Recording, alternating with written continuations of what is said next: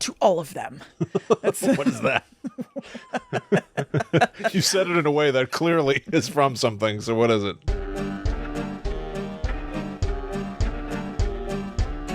Hello, welcome to Guide to the Unknown. I'm Kristen. And I'm her little brother, William. And this week we are continuing our journey through the Urban Legends Wikipedia page. We finally hit the D's. Finally.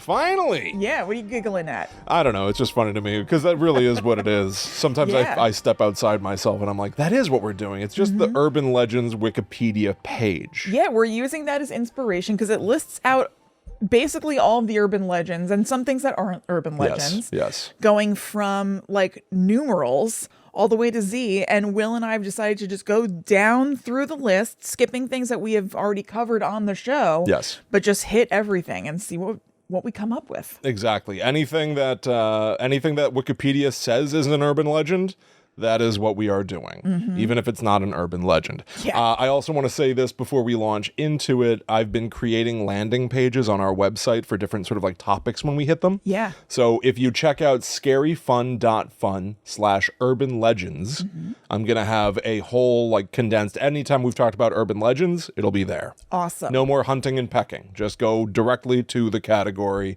It will all be sitting there for you. It's all for you. It's all for you. Will, what urban legends do you have for us today? I will be talking about the urban legends, the Dark Watchers, and what was this one? The Dead Children's Playground. Ooh, Spoiler alert. fun. It's more or less exactly what it sounds like. Yeah, I'd be surprised if it was anything but. Yeah. I'm going to talk about the death ship of the Platte River. And apparently, I had never heard of this in my life. Will's telling me that people know about this. But the urban legend around the death of James Dean, I guess everybody knows this. I think people know it in concept. I don't know details or anything, Yeah. but Chrissy referenced this as like... Well, William, what do you think you know about this in broad strokes? That is a very good question. I will tell you what I think I know about it after this commercial break. Commerce! Yes. Okay. All right. So what do I think I know about the James Dean death car situation? Well, you already got it. What? It's a death car thing. Well, yeah. I didn't know. Well, I didn't think anything. that he had like a funny talking car like Herbie the Love Bug. I didn't know it was about a car. I knew that he died in a car, but like I didn't know what the urban legend was. That cartoon car from Roger Rabbit. What other option was there going to be but death? Well, no, I know it's about death. I will say, yes, the main thing is about his car being cursed. Right. However, there is kind of a satellite urban legend about this that has like nothing to it. I was Excellent. I was hoping to dig into it further and that it would be like, oh, there's a part 1 and a part 2. There's nothing to it. It's that, so James Dean died in a car crash. What the main thing is going to be about is that people say that the car is cursed, but people also say, I think maybe 3 people, that James Dean actually survived the car crash, but was extremely mutilated. Extremely. I know. Extremely mutilated. That's like extra extremely is extremely, but was like horribly mutilated and was just like living under the radar because he didn't want people to see that he was, deformed or whatever. That is. But that's it. That's all there is to it. Oh, okay. I was The disappointed. Jimmy Dean lives beyond. I was going to say James Dean. He survives the car crash and then sort of subtly changes his name. He's not James Dean actor anymore. He's Jimmy Dean sausage guy and starts making yummy little breakfast sandwiches for your grocer's freezer. Yeah, and opens a bunch of diners in the Midwest. Yes. Yeah, maybe that is what it is. James Dean is Jimmy Dean. Oh my God. And it's been in front of us the whole time. He barely even changed his name. The sick son of a bitch. Sick. He can't keep getting away with it.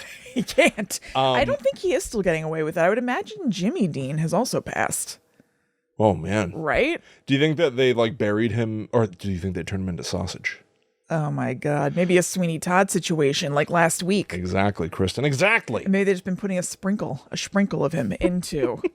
Oh my God. our- Like when Kiss, I think the band Kiss Yeah. had drawn blood and had it worked into posters Yes. and stuff. Yeah, maybe like throughout all of the Jimmy Dean sausage factories. Yeah. There's just like a bit here and a bit there, We've got a little Jimmy Dean in all of us. you could say. It's like a time-tested hobby of the Publix, of John Q. Public, to say a celebrity died? No, they're secretly still alive. They're not dead. There's always somebody who's going to say that, it feels like. Have you come across, and I don't know if I could even find this if I tried to go looking for it. You know how like the internet just serves you whatever it thinks you want to see? Mm-hmm. It's like an algorithm problem. Like every one of us has our own private internet. Right. Somehow the algorithm started sending me posts of people being like, here's a video of Michael Jackson that was shot like 2 weeks ago. And he's still alive. He was at this party. Yeah. I've been getting off and on. I'm presently in an off phase, so I don't know if I could find it. But periodically it'll just be like some guy who looks kind of frightening or has his face mostly covered, and somebody shoots it and says, Michael Jackson came to this club. Oh, man. That's him right there. Does it look like Michael Jackson at a glance? Yes and no. It looks sometimes like somebody who was obviously trying to make it seem like Michael Jackson came to a club. Yeah, yeah. Or sometimes it's just somebody who looks, unfortunately, a lot like Michael Jackson, and people then say that's him. That's got to be tough. To look like Michael Jackson? Well, yeah, in multiple ways. But like, you know, if people are constantly coming up to you and being like, Michael. Is there any theory? I don't know. I bet there aren't many people who naturally look like Michael Jackson did at the end. Oh, Michael Jackson didn't naturally look like Michael Jackson. He certainly didn't. But you would have to make an effort to look like Michael Jackson. So if you do, you want to, now that I think about it. There are a lot of like theories in politics that there will be like the president has a double. Yeah. You know, that kind of thing. Mm-hmm. Are there any celebrities that have forced people to get plastic surgery to look like them as a duplicate, right? Like, does Mariah Carey have somebody whose job is to look like Mariah Carey so much so that she's forced them to get surgery to look like her? That is like playing something on the edge of my mind. I know. It's like an urban legendy sort of thing. Exactly. That's the only reason I do bring it up. Right. It popped into my head just now, and I was like, if ever I was actually going to say it, it probably should be in this episode. Yeah, God. Who am I thinking of? I don't even want to dwell on it because it'll just be annoying. I don't know, but I feel like there is something there. Yeah. I don't know. I feel like I've heard something like that before. And God knows that if we've talked about Tim Heidecker's On Cinema property. Knows. Or do you have anything to say about that in particular? About On Cinema? Yeah. I love it, and I'm fully obsessed with it ever since... I mean, getting back to the topic at hand. Oh, what do you mean? Did you somehow skip this? That in the On Cinema universe... look up Tim Heidecker's On Cinema. It's a long-running show that purports to be a movie review show.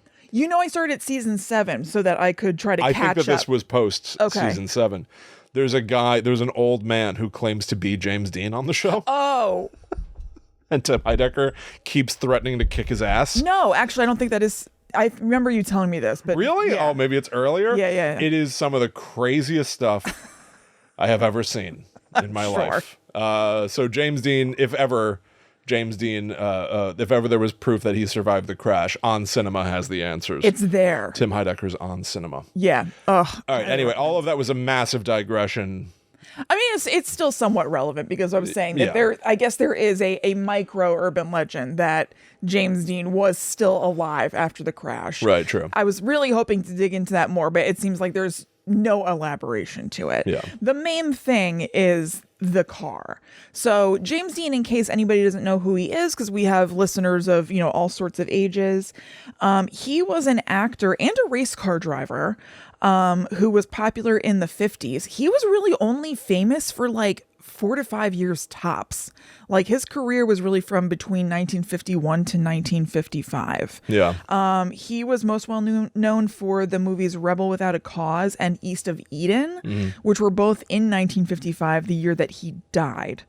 And basically he was like, people really anticipated that he had a long career ahead of him. He was a good actor. He really had that like it factor to him, and he was super handsome.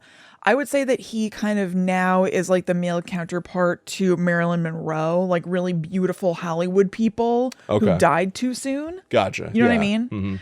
Mm-hmm. So he was a car enthusiast. And on September 20th, 1955, he was driving a new car he had nicknamed Little Bastard on the way to... That name. don't know. I kind of like it. I would like it better if it was Lil Bastard. I think bastard. I don't think I've ever heard anyone use the word bastard where it rolled off the tongue naturally. Lil Bastard. You bastard. It always sounds very weird to me. I don't know. No, I like it. Doesn't work. Bastard. Like in a soap opera. It can only be arch like that. Like you can never be genuinely angry and call someone a bastard. It's so weird. You bastard. No, definitely not. So he was driving Lil Bastard on the way to a race, and he had his mechanic, Rudolph Wuthrick, in the passenger seat with him. So Dean had only had this car, which was a Spider, the kind of car it was with a Y, for 9 days. And this is kind of neat. It had been customized by George Barris, who had worked on the Batmobile and the Munsters coach. Wait a minute. What? He's not the Gong Show guy? What's that man's name? That's so weird. I was just thinking about the Gong Show, but I was thinking about the Mike Myers Gong Show. Oh. I don't know. God, the Mike Myers Gong Show. Maybe that guy's name is also George Barris. I don't think it's the same one, because I feel like they would have said it in the stuff I was reading. You know, while we're on the topic of like doubles and people masquerading as celebrities and stuff, Mike Myers, prolific. Is there anything to the idea of doing an episode about when celebrities pretended to be someone else? Like Mike Myers on the Gong Show being that British man. Uh-huh. Like, remember when Lady Gaga was that? Oh my God. Joe. Oh God, I used to have this name right at the ready. I know, you've referenced him to me before. Shit. She had an Andrew Dice Clay-esque male character that she performed. Oh God, I'm disappointed in myself. It was bad. Andy Kaufman. Joe Calderone. Joe Calderone. Yeah. Chrissy. Yeah. I remain what a relief. In awe of your abilities. She hosted the MTV, maybe VMAs or Movie Awards as Joe Calderone. Her like male counterpart or something. Yeah, it was like very Andrew Dice. What a weird thing. What a weird thing. It's probably Netherworld Dispatch territory because we need to look at clips. Oh yeah. But there's probably something to that. We should sock that away. I think you're correct. Yeah. God. Joe Calderone. So weird. The about Lady Gaga now, like Oscar nominee, all that. I mean, she's still definitely a weirdo, but not Joe Calderone territory. No, not at all. I don't think so. Rough. God. We could do the characters of Mike Myers. Mike Myers, Andy Kaufman. Yeah. Did that. What's his name? Sacha Baron Cohen. Sacha Baron. Well, when you pretend to be someone that you're not, like, and just pretend that person exists. Yeah. I think he did. Isn't like Garth I never Brooks. watched it, but like. You want to watch some Garth Brooks clips? Yes. All right, of him being Chris Gaines. Possibly coming this Monday to the Netherworld Dispatch. We're going to look at pseudo-celebrity character or things. just in the future. In the future. Who knows? Yeah. We could bank that for paternity leave. That's true. Boy. Yeah. Oh, the mind. It's a playground. It is. Okay. Woo. How am I going to get back to this stupid spider? I don't care about cars. Okay. It's kind of interesting. It's not my favorite. I'm not going to lie to you. It's not my favorite urban legend. I understand. Didn't I have to do... why am I landing on these? I got James Dean in his car. I don't give a shit about that. I know. I got the Great Bambino last time. I was thrilled that you had to cover the Great Bambino, though. Why am I doing cars and baseball? Because I like it when you have to cover things you don't care about, Kristen, because I like it. And also because we roll the big roulette wheel. I know. The big Wikipedia roulette wheel. Whatever Wikipedia deems, we must just do. That. I know. Yeah. But the roulette wheel We're not in control here. I'm not winning this game. We're not in charge of our own show. Are you out of your mind? No, I'm at the mercy. You're at work right now. I know. This is part of your job. Look, I'll do this all day. It's part of my job. Not a problem. You're a professional. Okay, so he is riding in this car that was worked on by the guy who worked on the Batmobile and the Munsters coach. So that part is cool. That's great for me. But then this is a tough transition for me saying that's great for me. Okay, then unfortunately, he got into a head-on collision when a car in the other lane crossed over the center line. The Spider flipped in the air and landed in a gully. Wuthrick, the mechanic, was ejected from the vehicle, but he survived, and James Dean was pinned in the car with a broken neck. Ugh. And then he died on the way to the hospital. Horrible. Awful. So, as news of the tragedy of his death spread, so did rumors that many of James Dean's friends felt wary of the new car in the few days that he had it, including Eartha Kitt, interesting connection because Eartha Kitt was in Batman, and that guy worked on the Batmobile. Yeah, that's fun. Eartha Kitt was one of, and I would say the best, although Julie Newmar was also good. She was one of the cat women from the 60s Batman show. And so Eartha Kitt didn't like the car, and neither did Ursula Andress, who was Dean's on-again, off-again girlfriend who was with him when he bought it. Ursula Andress was like a Bond girl. Oh, okay. And she also had a baby with Harry Hamlin, who is Lisa Rinna's husband. Thank you. Welcome. So in his autobiography, another friend of James Dean, Alex Guinness, do you know who that is? Alec Guinness? Alec Guinness. Alec Guinness, the old man from Star Wars? Yes. James Dean was friends with... Yeah. I mean, I guess Alec Guinness was in his 60s in Star Wars, even though he looks much older. Yes. So he was in his 40s around now. Okay. All right. Fine. Right? Okay. Sure. So Alec Guinness wrote in his autobiography, quote, "The sports car looked sinister to me." Okay. And also when I was reading this, I read it wrong and I was like, okay, sir, enough. But then I understood. The sports car looked sinister to me. Exhausted, hungry. And I was like, okay, the sports car was that? No, he's saying he is. Exhausted, hungry, feeling a little ill-tempered in spite of Dean's kindness. I heard myself saying in a voice I could hardly recognize as my own, "Please never get in it. If you get in that car, you'll be found dead in it by this time next week." Wow. Okay. I thank God that Still you did intense. keep reading. You're right. You're right. It did almost read like the car looked evil to me, exhausted, hungry. Yeah, and I was like, looking into its headlights, I could sense the evil within. Right. But no, he's describing his own state of being because he hadn't had any pizza. Yeah, he was hangry. And so he said to James Dean, "Don't get that car. If you get that car, you're going to be dead in that thing. So just like, don't get it." That I understand, but still intense. Yes. So here is what happened to the car after the accident that creates the whole like mythos about it being cursed and everything. And this is weird. So I gathered all this stuff from a few different sources that you can find in our show notes as usual.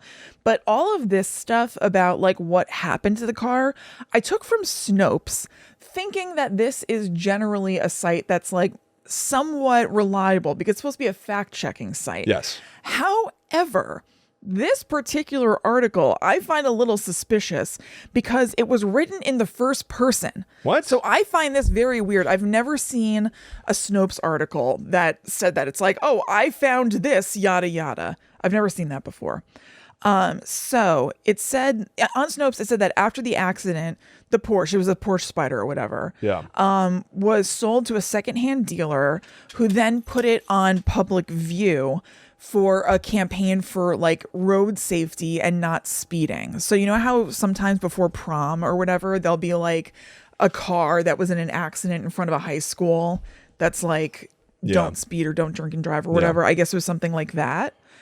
And I guess the dealer charged people 25 cents to look at it, which is very weird. I don't understand where it was that you would even have to, I don't know, I feel like you could just like look at a car, but whatever. Then the car designer, George Barris, bought it and planned to sell it for parts. But when the car was delivered to his yard, it rolled off the back of the truck and broke a mechanic's legs. That is pretty crazy. Scary thing number one.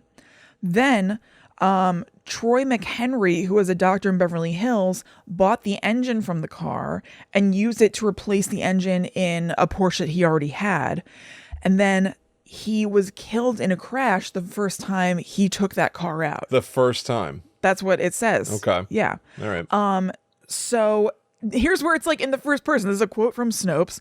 Troy McHenry died on October 22nd during a race, and he was driving a Porsche Spider, but I've yet to determine if Dean's engine was in that car. That's what Snopes said. Yeah, that's like, is Snopes like Wikipedia where you can just edit it to be whatever you want it to be? I didn't like, think can I so. go on Snopes and do edits? I didn't think so. I did, admittedly, limited poking around, and I like Googled Snopes after this. I was like, we've used Snopes before for things. Sure, I thought that it was pretty legit. Everyone has, yeah. Totally. And it's still, from Googling, it seemed pretty legit. It was like, it's a fact-checking site, whatever. I don't know what the hell happened here. I don't know. Maybe it's named after like Henry Snopes. And Henry updated this or something. Yeah, right. I also think perhaps this is a less traversed page of Snopes. This is pretty old. Yeah. So I don't know. Then another doctor who remained anonymous, but was like a racing enthusiast, bought the transmission from the car. And then he too was later injured in a car crash. Then another anonymous person bought 2 of the tires from the Spider, and his car crashed when both of the tires mysteriously blew out at the same time. Then the shell of the car was being transported to a road safety exhibition when the truck skidded and crashed and the driver was killed. Oh my God.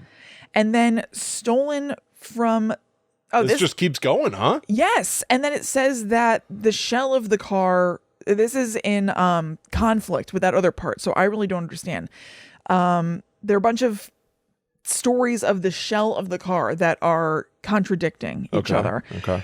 So one story says that the shell of the car was transported and that the driver of the truck transporting it was killed. Then something else says that the shell of the car was stolen from the scene and was never recovered.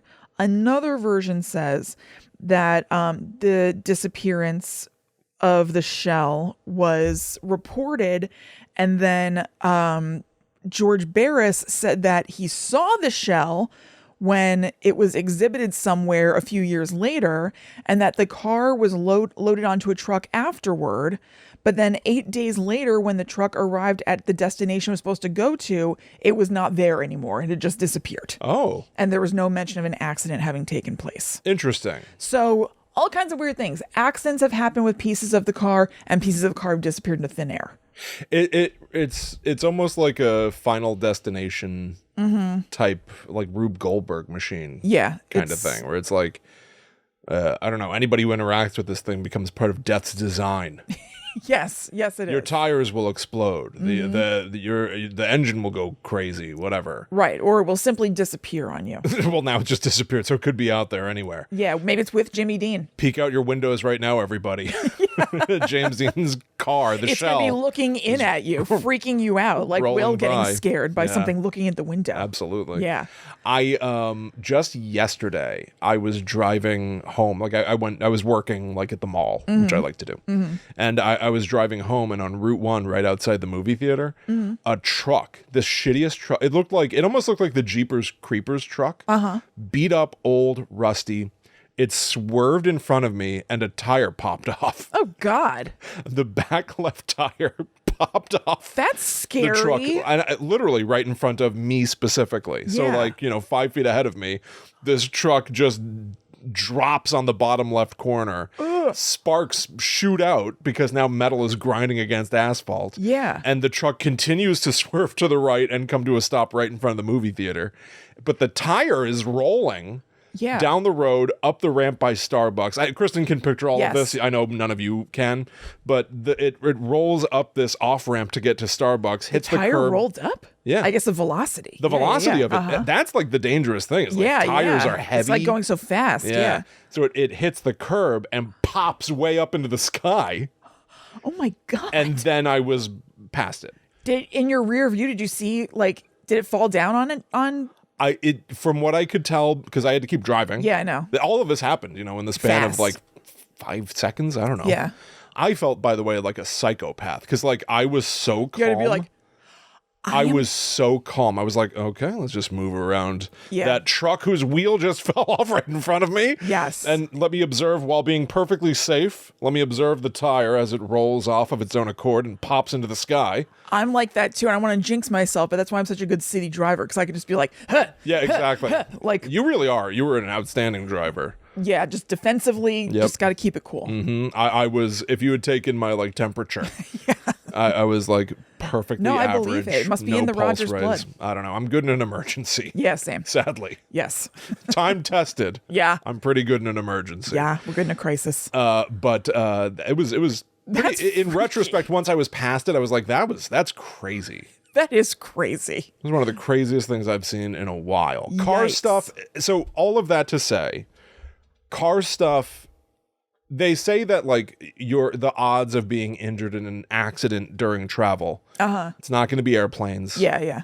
Which you would think. Right. Or a lot of people are afraid of flying. The most dangerous mode of transportation is a car. Yeah. Because everything is a numbers game. Yeah, there are like a million of you on the road. There are a million of you on the road. So statistically, someone's going to get into an accident all the time. I passed an accident on the way back from dropping Zoe off this morning.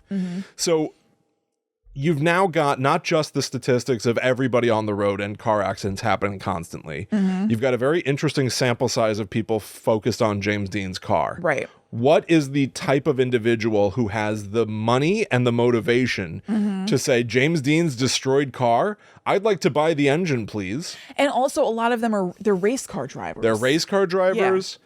And theoretically, and I'm generalizing and I'm stereotyping and I don't know anything. Sure. But I would assume, and I feel like it's a fairly reasonable assumption, that the type of person who's going to buy James Dean's tires and engine, whatever, are also the type of people that might be on the road more often than other folks, might be trying to push cars to limits that most folks are not pushing cars to the limit of, with like driving quickly or taking more risks than the average Joe.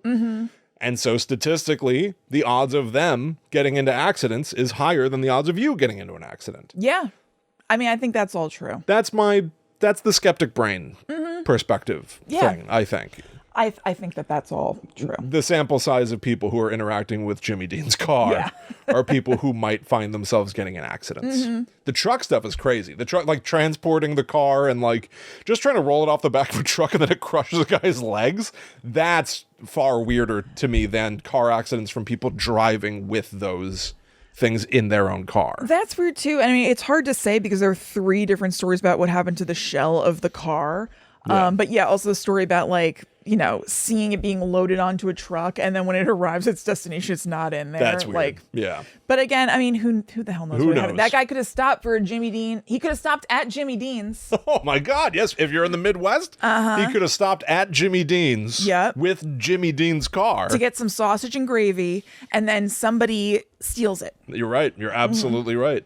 Well, fascinating. Lord knows they would have enough time because things move a little slower in the Midwest. Take your time. You're going to be waiting a little while for that sausage and gravy. It's not like those coastal elites who are always so run and gun. Take your time. Where are you trying to get to? No big hurry. It's true. Settle down for a sausage. It was noticeable. Yes. So you didn't know anything about that? No, not at all. It's interesting. I didn't know the details, but I knew the concept of the car being like, now if you get in James Dean's car, you are similarly cursed. Yeah. No, I mean, I knew that he had died in a car accident, but I knew nothing about it. Yeah. Interesting. Yeah. All right. I'm going to tell you about the Dead Children's Playground, Chrissy. Oh, great. Bring us up. Yes, exactly. A feel-good story to continue with. Now, it's interesting. So again, I feel like this is more or less exactly what you think it is.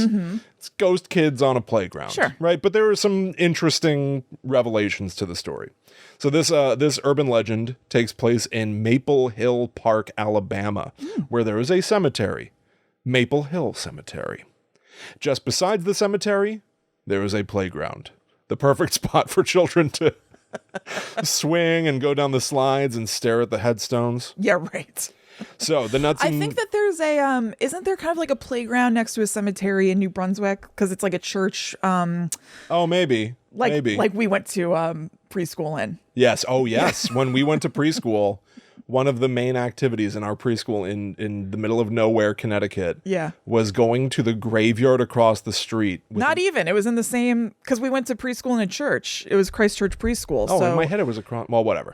And bringing out wax paper and a crayon to do grave rubbings. Yes. Historical impact, fascinating. Sure. Child life growing up, weird. Yeah. I wonder why we do this show. I know. We spent our literal toddler times in a graveyard. How crazy. Rubbing the graves. Above dead bodies. Yeah, we still have the grave rubbings too. Yeah. Mom's got them in a drawer somewhere. We should look at those. I know. We should look into the life and times of the people whose graves we rubbed. Ooh, you're right. That'd be interesting. That's so funny. Whose graves we rubbed. I know. So, the nuts and bolts of the Dead Children's Playground quote-unquote urban legend is that the ghosts of any children buried in the cemetery play on the playground. Which is kind of nice. Nice, right? Yeah. The playground is for the dead kids almost. And honestly, gotta hope they're having fun. Absolutely. Maybe they died before playgrounds existed and they're like, what is this? Yeah, I only had a hoop and stick. Wee! Yeah, exactly. Stop saying boo. Start saying wee. Yeah, trade one 3-letter word for another. Yes. So now, the story doesn't get necessarily weirder, but there are interesting details. So it's said that many of the people that are buried in the Maple Hill Cemetery had died of the Spanish flu back in 1918, and therefore a lot of the people buried in that cemetery are children. So here's a quote, and I think I got this from al.com/life, like Alabama. Oh, okay. I was going to say al.com. Al.com. Alborland.com. Yeah. Spanish flu killed an estimated 50 million people worldwide. God. I checked. I took these notes a little bit ago. I checked where we've got like 7 million COVID deaths.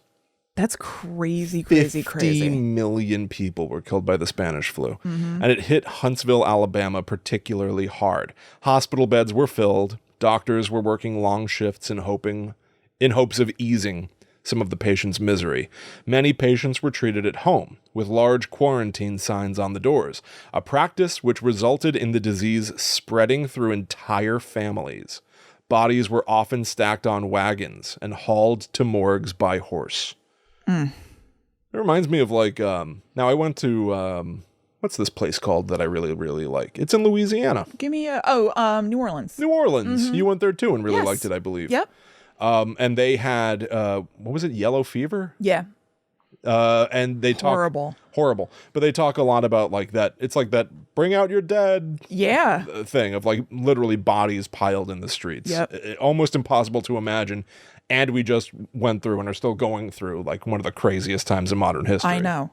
So, that's the sort of backdrop of the children in this story. So, children, during the Spanish flu, parents needed to explain the fear around illness to their kids, and they did it using one of my favorite things ever. They made up rhymes. I was about to say, yeah. They made up rhymes and stories and stuff. So check this out. To try and prevent the disease, parents caution children to leave the windows closed. This sing-song rhyme was the reminder. I had a bird. Its name was Enza. I opened the window and in flew Enza. Oh. I opened the window and influenza. Keep the windows closed. Right. Or you're going to get sick. Yeah. Scary, but also this wouldn't work for me that well because it's fairly tortured. Well, no, but also, yeah, it is. We like Enza, right? We like the bird Enza. Influenza. Right. It's like, oh, good, my friend Enza is here, my bird. Exactly. So I'll keep opening the window because that means more Enzas might come. You're absolutely right. I remember in school one day, maybe they were doing like a DARE class, that kind of thing. And I had learned about emphysema. And I said to Dad, like, they taught me about emphysema today. And then I watched him just retreat into his, like his eyes stopped looking at me and he started like looking back and forth. He was clearly thinking about something. And what felt like 5 hours later, he goes, so there were sisters that were going into the woods. This guy was a nut. Our dad was wonderful and out of his mind. It was like, there were sisters that were going into the woods. And they had left their mother at home. There was Missy and Emphy. This is insane. I don't know this. I was like, and because all of a sudden I'm a hostage. He starts telling me a story that I already know is fake and that I already know the ending of because he named one of the sisters in this story Emphy. Yeah, we're getting to an emphysema punchline. Which is not a name. No. Emphy. So he goes, so Missy and Emphy are going through the woods and then their ma starts looking for them. And they get separated from each other. And Missy was worried about Emphy and ran into somebody who could help and said, well, I was able to find my way out of the woods, but did Emphy see Ma? Oh, my God. And I was just like looking at our father. I was also like, just thinking, like, why are you doing this to me? Why did you come up with this right now on the spot? What's happening to you? His mind. But now I do this shit to Zoe constantly where I'm like, it'll be funny. I know it's awful. I now know the other side. In his head, I wonder, because he was also a weird man, but a very funny man. Yes. I wonder if in his head he had the foresight of like, I know what I'm saying is stupid and tortured and going to be annoying more than anything, but that's what's fun. I think so. I do think so. Because it's very fun to just say nonsense. I think he knows, or he knew stuff like that was stupid. Did Emphy like that was part was funny. Ma? Did Emphy see Ma? And then then he just pauses. Like, what am I supposed to say to you? Good. And also, are you proud of yourself? I know. Am I supposed to laugh? Like, that's not a laughing joke. No. It's awful. What a weird guy. Not a laughing joke. No. And also, was that a diversion because he smoked? Was he like, know. I don't want to talk about this? True. Yes. That's a great point. That is a great point. Why don't I just create the most bizarre, obnoxious smoke screen? Circuitous. Did emphysema? Boy. I had a bird. Its name was Enza. I opened the window and influenza. You're so right. That is such an our dad Yes. little rhyme. Yes. It's almost a dad joke, but worse. Absolutely. Also worth noting that our father grew up in the 30s. Yeah. He was born in 1934. It wouldn't have been that much longer before his birth that people thought this kind of rhyming was clever. Right. I had a bird. Its name was Enza. I opened the window and influenza. It doesn't make sense. It satisfies it checks the box Look, of a you pun. get to the word influenza. You eventually have the word influenza in there. But it's not really... It was not worth the journey. No. But he would have grown up at a time where people thought this was good. Mm-hmm. And I wonder if that had some impact on him. Perhaps. And therefore us. Anyway. So, because of the desperate situation of the Spanish flu, it's unknown how many people were truly buried in specifically the Maple Hill Cemetery. Mm-hmm. But at least the kids have a place to play. Or did they? Uh-oh. Or they did, I guess it's supposed to say. Why would you write or they did? Well, because... At least the kids had a place to play. Or they did. In past tense, for a good reason, Chrissy. Oh, or they did. They used to. I gotcha. According to Atlas Obscura, the historic cemetery began running out of room in 2007, and officials from the city of Huntsville decided to raise the play area to make room for more graves. Oh, jeez. So there is no cemetery. There is no playground for the cemetery kids, which is a very sad ending. Or it would be. The locals were so outraged at the loss of the playground that a new playground was built, bringing the site back from the dead, so to speak. So it's not the same playground, but the dead children of Maple Hill Cemetery in Huntsville, Alabama, they still have a place to play. That's nice. I like how it's all phrased about the dead children playing on it. I know, yes. I hope that the townsfolk are not like, my kids will not go there. Yeah, right. But the dead children should have a slide and one of those, like, I don't know, there was like a horse on a spring. Yeah. One of those dangerous horse on a spring I was about to say, things. those stress me out. I don't think that's a great idea. I don't like that at all. No. Well, there you go. All right, more urban legends in just a moment. But real quick, we want to let you know that if you're enjoying the show, and why wouldn't you be, we say something, we take a long detour to a cul-de-sac about any number of topics that just spring into our minds. We've had about our older than usual for our age's dad. Yes, I see no problem with these things. This is a podcast. We're here to have fun, and don't forget, it's mostly for us to have fun. Yes. We're thrilled that you're here with us. Of course. But I'm having a good time. Me too. And isn't that what's most important? Yeah. If you want to support this kind of bad behavior, go to patreon.com/GTTUpod. You know what Patreon is. It is the lifeblood of any independent creator on the internet today. And we're mostly independent. Yes. I always forget we signed with Bloody FM. Yeah, but I mean, still. We're still just doing this ourselves, the two of us in a basement making it work. Our Patreon is the thing that really, really helps us keep the show running. Yes. For one thing, depending on which tier that you select, you get access to our second secret podcast, The Netherworld Dispatch. On our Ghost tier, you get a show every month. On our Banshee tier, you get 2 shows every month. And up on our Demon tier, our top tier, you get an episode of the Netherworld Dispatch every single Monday, basically without fail. I'm not sure if we've ever skipped a week. I don't think we have. And also, starting at that Ghost tier, the $4 per month, you get ad-free episodes. That's a great point. If you are finding this show is getting disrupted by the ad break at the beginning that we've started doing, or the ad break here in the middle, or even at the way end, fear not. Patreon.com/GTTUpod strips out all of those ads. Pure listening, baby. Pure listening. Pure listening. Mwah. Enjoy it. Yeah. Also, I understand that our ads have been kind of weird and clunky occasionally. I've checked where it's like 50 Verizon ads. Yeah. And we're getting responses from people that like, let me say this. We're working on the ad situation and it should be getting better and more consistent going forward. We are. But if you don't want them at all, patreon.com/GTTUpod. That's right. Also, the most recent episode of the Netherworld Dispatch we called Convention Creeps.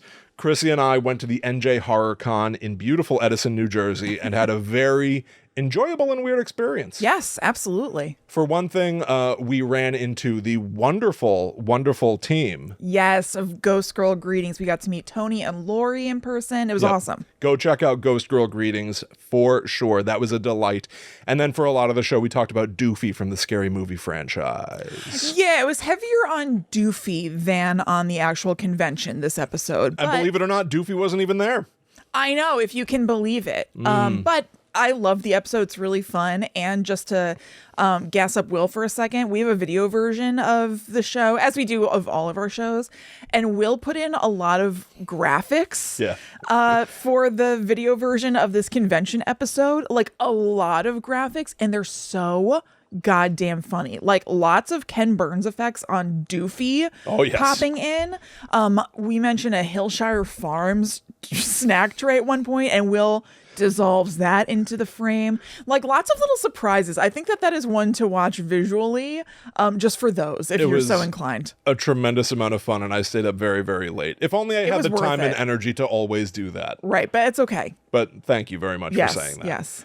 So go check that all out, patreon.com/GTTUpod. I've also loved reading reviews of our show. Here is one that comes to us from Eliza, titled Fun Podcast. I only recently discovered Guide to the Unknown when it was recommended on Ghosts in the Burbs. Shout out, Liz. Oh, shout out. You know what? Liz's birthday recently passed, and I forgot to text You blew her. it? I blew it. Which Liz's means I blew birthday it. was April 13th. Go check out Ghosts in the Burbs. Absolutely. It's fully awesome. It's a fiction show that is so good. Yeah, wonderful. Yeah. So Eliza says, I'm really enjoying Guide to the Unknown. It features a pair of siblings talking about various creepy and creepy adjacent topics, but in a humorous way. It's lots of fun. My favorite episodes are Denver International Airport and Scary Graves, Crazy the Shining Theories and Edgar Allan Poe's Death, Slenderman and Stull Cemetery, Dear David, and The Greg Thread. But I'm still binging it right now. Give it a try, 5 stars. Oh, thank you so much, Eliza. Yep. What a nice review. Thank you. Wonderful review. I love Thank all those you. episodes too. So do I. Great taste. I would greatly appreciate any future reviews you all might write for us, or stars on Spotify, whatever you want to do. Any boosting you can do, we would greatly appreciate. Yes. It's really, really huge for us. So thank you so much to everybody who does that. Thank you to all our patrons. You're all really wonderful. Thank you. And now, last thing for this little mid-show thing. You know them, you love them. How about some commercials? Okay. How about some death ships? Yes, please. On the Platte River. Bring them to me. Okay. So, the Platte River is in Wyoming. Okay. All right. And for over 100 years, there's a ghost ship that has shown up about every 25 years. This is a quarterly per century ghost ship. Interesting. So you could predict it. Yeah, kind of. So whenever it's seen, it's said that someone in the life of the person who sees the ship will die. Oh, that's so I would say to avoid the Platte River whenever it's like the 25-year anniversary of this thing, because danger for all of your loved ones. And if a loved one of yours sees the Platte River ghost ship, cut them out of your life. Yeah, absolutely. Because they ambiguously say someone in the life of the person who sees it. It could be anybody. Become estranged immediately. You're not in my life anymore. Absolutely. Or initiate like the zombie apocalypse protocol. Yes. Like get an RV, just get the hell out of there. Get out of there. Just try to escape death. Death to all of them. What is that? You said it in a way that clearly is from something. So what is it? It's when Wendy Williams was talking about Britney Spears' family and like them doing the conservatorship. Jesus. She said death to all of them. And the audience was like, ooh. That's a bit big. And she's like, oh. Yeah. It's a great clip. Oh. So the first recorded sighting was in 1862 when a trapper named Leon Weber saw this strange ball of fog on the water. And as he got closer, he realized it was a ship, but not an ordinary ship. It was entirely covered in silvery, sparkling frost, as was the crew aboard. Oh, so not just ghosty. Now, what a sight. Frost. That's cool. Yeah, it sounds awesome. So he approached and he noticed the sailors were all looking down at something. This is honestly extreme these things are all very scary and traumatizing for the people, but great stories. So he's approaching. He's like, what the hell is this? He notices that all the sailors aboard are looking down at something. And as they stepped aside to give him a clear view, he saw that it was his fiancée. It's said that when he got home a month later, he found that she had indeed died, and it happened on the very day he saw the apparition. Oh. This feels very A Christmas Carol to me, or something, like Scrooge seeing something. It was kind of like the ghost of Christmas Present was showing him like what was going down. Yeah, you're right. He just didn't realize that it was going down. This also sounds familiar. Did we cover something very similar to this? It doesn't sound familiar. I don't know. To me, Audience out there, let me know if I'm having deja vu. Yeah, totally. The next sighting was in 1887 when a cattleman named Gene Wilson was rounding up his herd near the river when his dog started barking like crazy and his horse started getting all weirded out as well, running away from the riverbank. He chased the horse and tied it to a tree, and then he went to investigate. And he said what he saw, quote, set his nerves a-tingle. Oh, a tingle, you say? Ooh. He saw the same frosty-ass ship manned by frosty-ass men, and this time the captain was lowering a piece of canvas down to the deck, suspended by ropes at each corner. When it reached the deck, Wilson saw that it was his wife's body. He started screaming and the ship disappeared. He hightailed it on home and he found that his house had burned down, killing his wife inside. Oh, God. So same deal, ghost of Christmas Present sort of thing. Absolutely. Then, about 25 years after that, a man named Victor Haiba was taking a break from chopping firewood to take a little smoke break, bringing his vape outside with him. His pipe. I'm kidding. The vape of old. Yeah, exactly. A corncob pipe. A primitive vape. Yeah. When he also saw the frosted ghost ship materialize out of the mist. He said he couldn't see perfectly since a sail was blocking his view, but he heard what sounded like men getting prepared to execute somebody who was asserting their innocence. Uh-huh. So I guess they're like, oh, yeah, let's do this. And the person is like, no, I don't deserve this. Right. I'm guessing. I like your pirate speak. Oh, yeah, let's do this. You're going down. Let's go. Let's fucking go. Yeah. That is one of my biggest pet peeves in the world recently. Executing someone who's innocent? Yes. No. Men usually, I guess women say usually, but I feel like it's mostly men on reality shows I watch screaming, let's go! Let's effing go! I hate people screaming, let's go. I can't stand it. It's like nails on a chalkboard to me. Interesting. Oh, God, I can't take it. Okay. So that's what I imagine these pirates are doing. They're like, let's go, right. Let's go. It's usually said in reality shows. It's not even let's go. It's really that they just executed something they're happy about. Right. And they're saying, let's go. They just won a game in the Traders. And they're like, let's go. Interesting. That happens a lot in video game stuff too. I've watched a lot of like people stream Mario or something and they're doing a good job. Yeah. And they'll literally be like, all right, let's go. Because they just, did a flawless run of the first level or whatever. I think it's just like, it's a little amp up thing. It is, but you don't like people feeling good about their accomplishments. I'd prefer they didn't. Yeah. I wish they kept it inside. I understand that. No, it's specifically let's go or let's effing go. I find it so annoying. I think it's just like a bro thing. Okay, so anyway, those guys are getting pumped up to execute somebody, and there's somebody who's saying like, no, don't do it. I'm innocent, whatever. Just then, the sail moved and the guy smoking his vape, could see the scene. There was a man hanging from a gallows and it was his best friend. The man had been tried and convicted of murder in real life, not just in the ghost scene that he's seeing, though Heba believed that he was innocent. And at the time that this had happened, he was like, off on his job or whatever, but Heba had heard that the guy, again, in real life, had escaped from prison. Oh. He later found out that his friend was caught and killed the same day that Heba had encountered the death ship. That's so weird. So what's the chicken or the egg here? I don't know exactly. Like, are these people dying in these, because they did die in real life or whatever. Yeah. And is the death ship then reenacting their death, but not reenacting isn't really quite the right word. I know. playing out their death in a different sort of way. Yeah. It's almost like the dead is it portending joining the ship? Yeah. Are they becoming part of the deck? Right. But like, is it like a weird initiation? Right. Like a hazing or something to become part of the deck Yeah. in this like acting out their death in a gnarly way or something. Yeah, yeah. It's very weird. So what's the deal? I don't know. This is especially mysterious since each reported sighting of the death ship is that they all occurred during the day, close to the afternoon, not at night when it might be easier to explain away shadows on the water or in the mist. I love that. Yeah, very, very weird.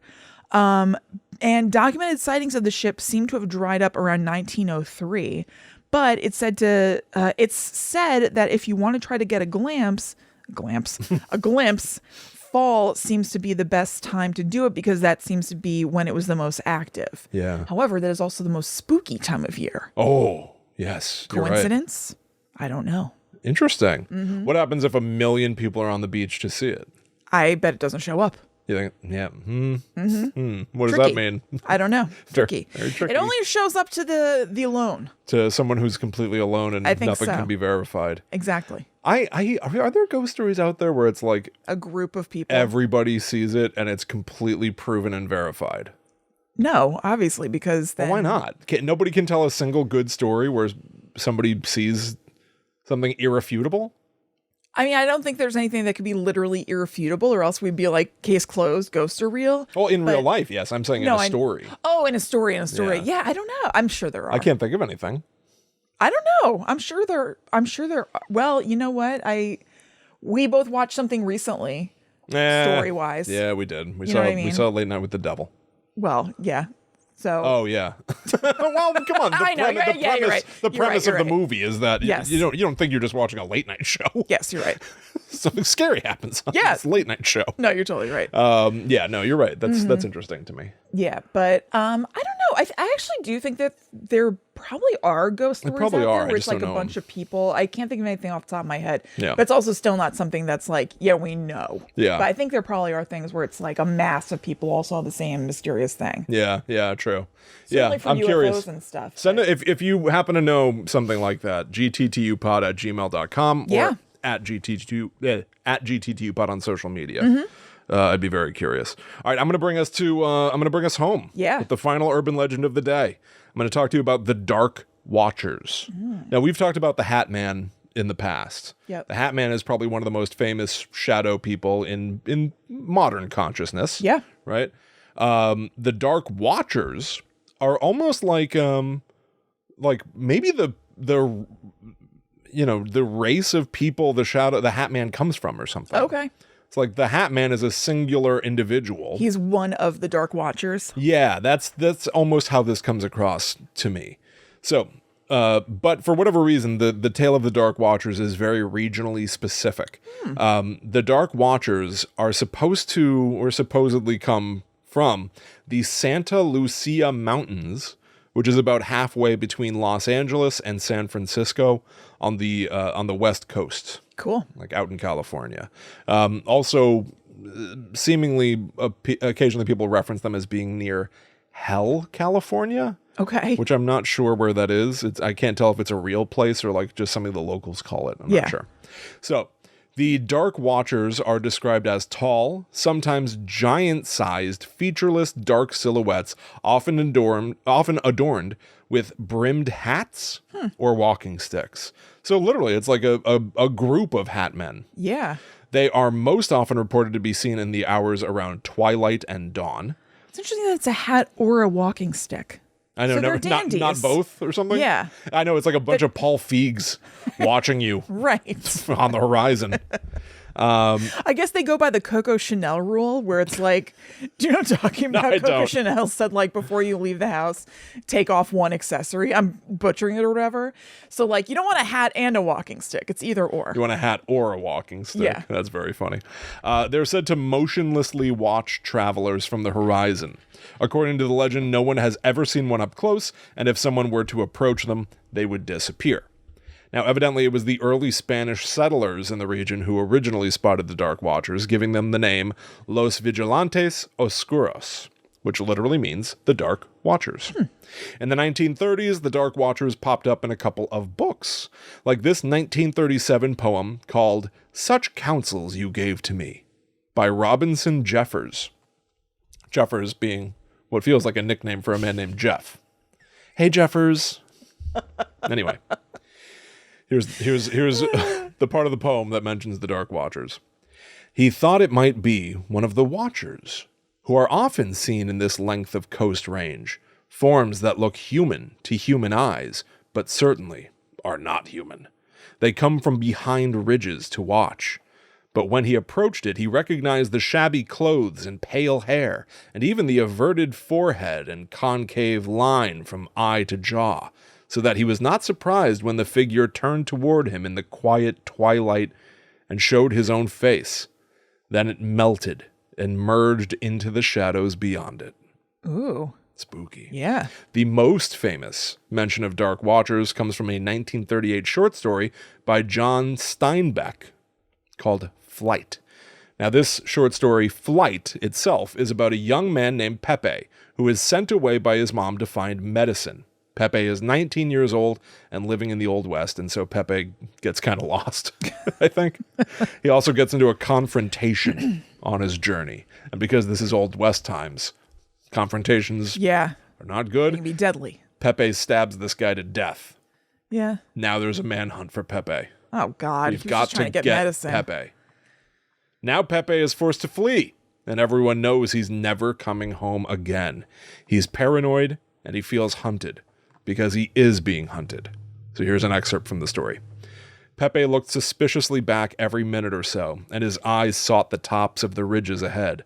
Once, on a white barren spur, he saw a black figure for a moment, but he looked quickly away, for it was one of the Dark Watchers. Oh.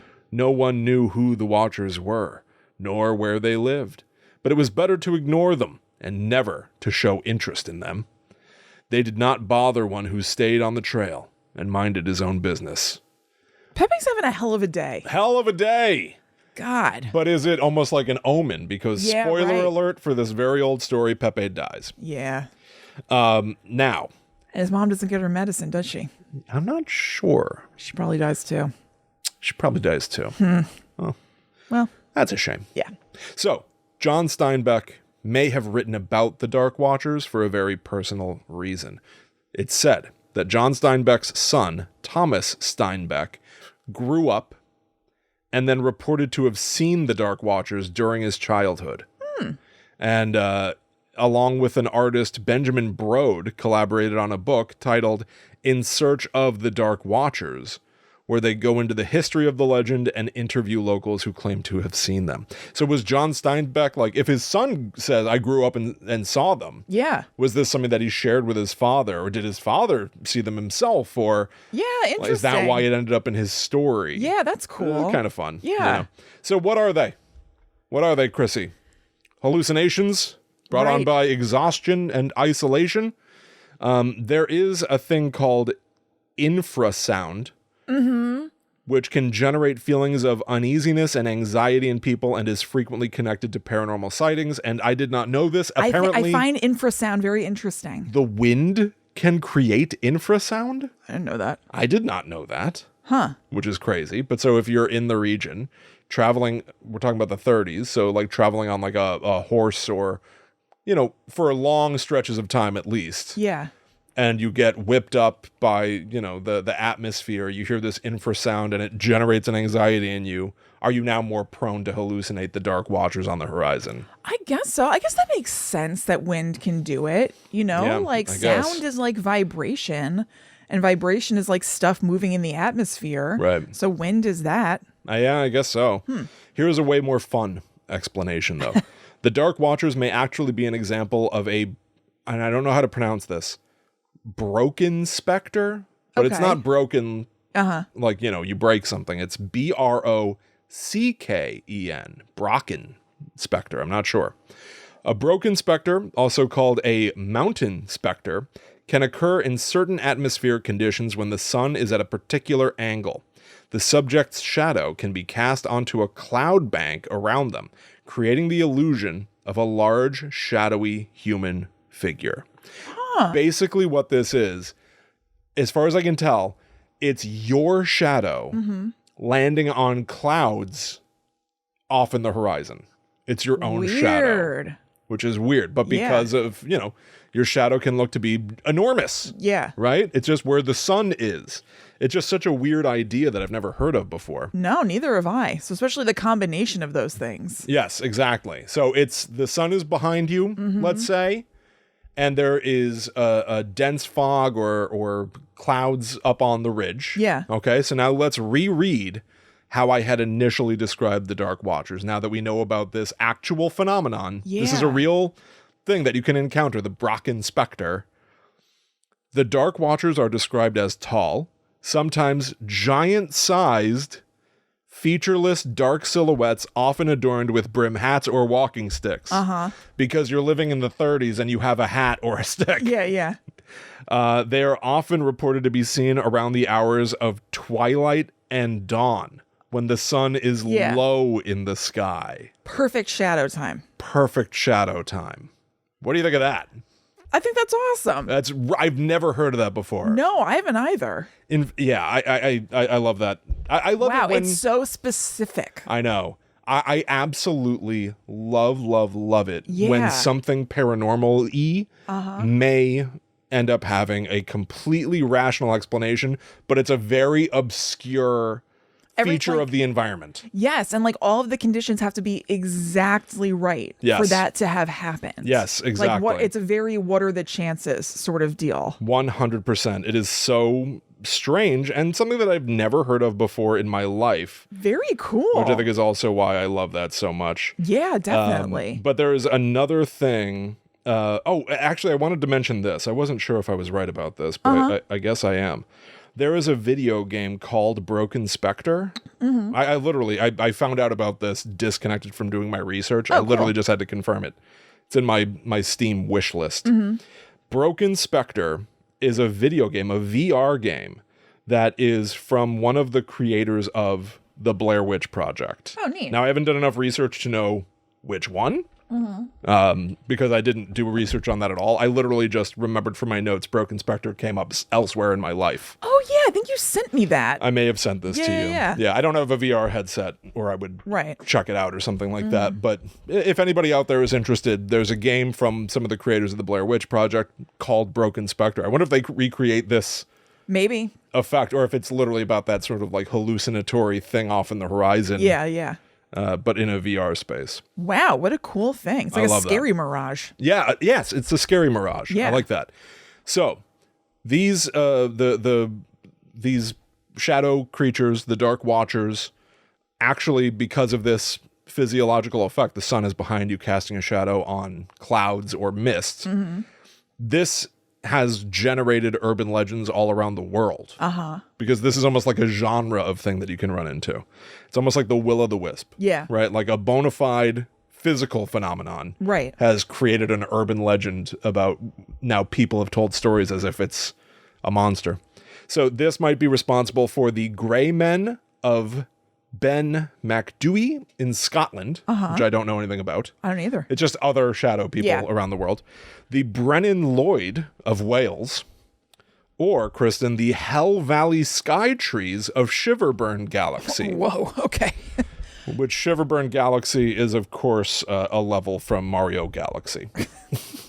Super Mario Galaxy, which probably a really hard one. It was super hard. I've been playing this with Zoe. She asked for it by name the other day.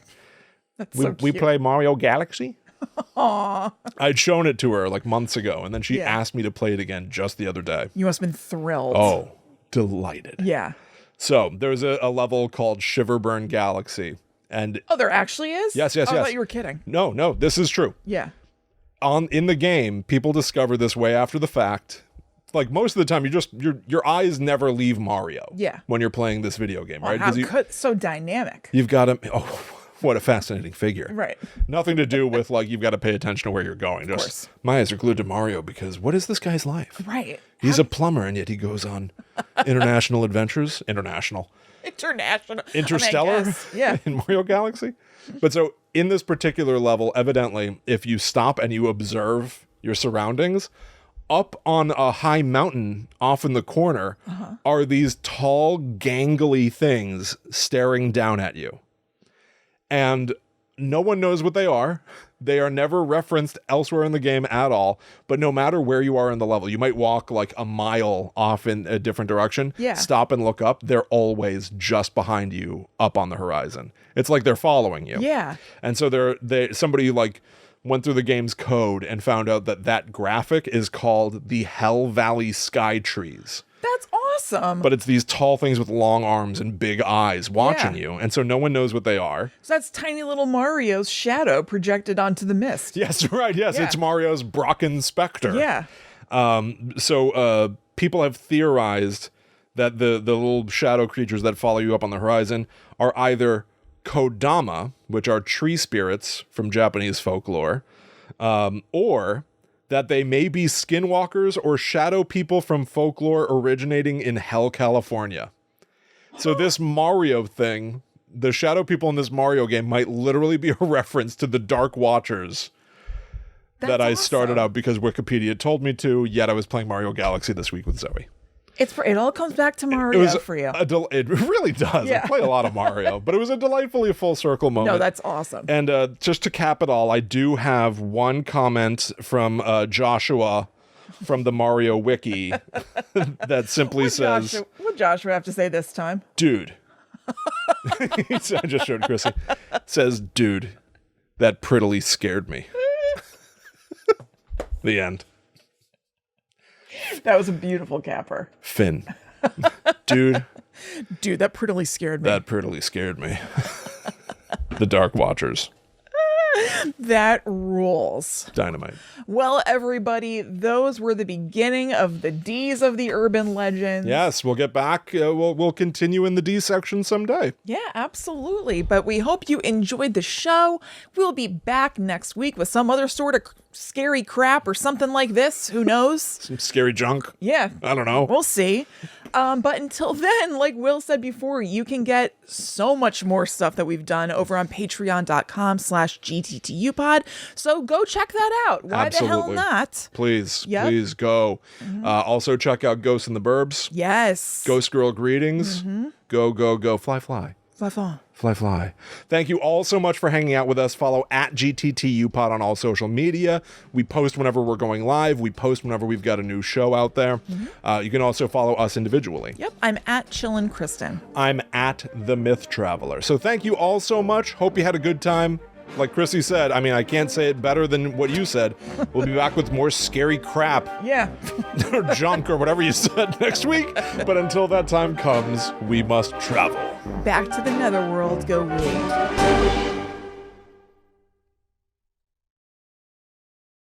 Not even kidding. Yeah. A great name for a podcast would just be Scary Crap. Yeah, Scary Crap. Scary Crap. It's exactly what it is. Scary junk. If for some reason... Now, we've never, we were on Bloody FM, but we didn't sell the show. No. We signed a joint, mutually beneficial agreement. Of course. If somehow someone tricked us. Stole the name or something. Yeah, I don't even want to say it's Bloody FM. Let's stay on the goods. Yeah. But like, if somebody somehow conned us out of our life's work, right, we're starting Scary Crap. 5 seconds later. Yeah, I feel totally comfortable with just changing the name to Scary Crap if we had to. Welcome to Scary Crap. Scary Crap with Kristen and Will. Yeah, I like Scary Crap with Kristen and Will. And we're part of Scary Fun LLC. I've even got a great... Or we are Scary Fun LLC. We are Scary Fun. Yeah. I've even got a great sign-off. What? Right? Now we just scary crapped all over you. Goodbye. We out. Boom. Yeah.